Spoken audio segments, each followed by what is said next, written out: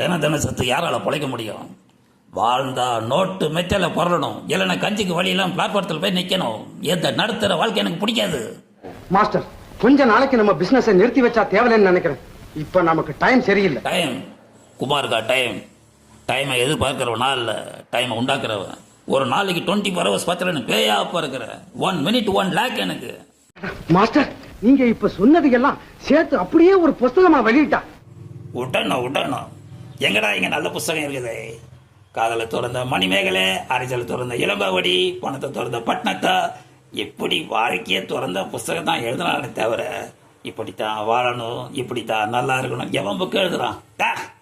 அது அந்த ஃபாரின்ல தான். சும்மா சொல்லக்கூடாது. இப்படி போனோம், அப்படி அடிக்கலாம், அப்படி போனோம், இப்படி வளரலாம், அப்படி கிரைம் பிரைன் உள்ள புக்ஸ் பூராங்க தான். அதில் ஒரு புக் படிச்சுட்டு தான் இந்த கம்பெனியை ஸ்டார்ட் பண்ணேன். இன்கம் டேக்ஸ் கட்டாத கம்பெனி இந்த நாட்டில் என் கம்பெனி ஒன்று தான்டா. சார், அந்த புஸ்தகங்களை படிச்சவங்க எல்லாம் உங்க மாதிரியே கம்பெனி ஆரம்பிக்கலாம்ல? நடக்காதுடா. படிச்சா போதுமா? நெஞ்சில உரம் வேணும், கிரைம் மூளை வேணும். ஆமா, நெட் அனுப்பிச்ச நான் அந்த ஆள் என்னன்னா அவன் என்ன மாஸ்டர் ஓவரா சாப்பிட்டுட்டு கொட்டை விட்டு தூங்குறான்.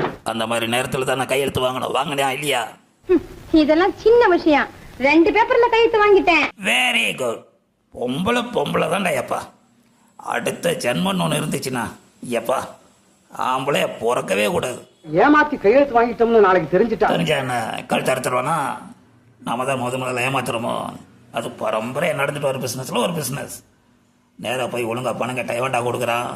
ஒரு காலேஜ் கட்டணும், ஒரு ஆஸ்பத்திரி கட்டணும், ₹1 கொடுக்க மாட்டேங்கிறான். இதோ பொம்பளை கேட்டால் கொடுத்துட்டாங்களே, அதுக்கு என்ன செய்ய சொல்கிற?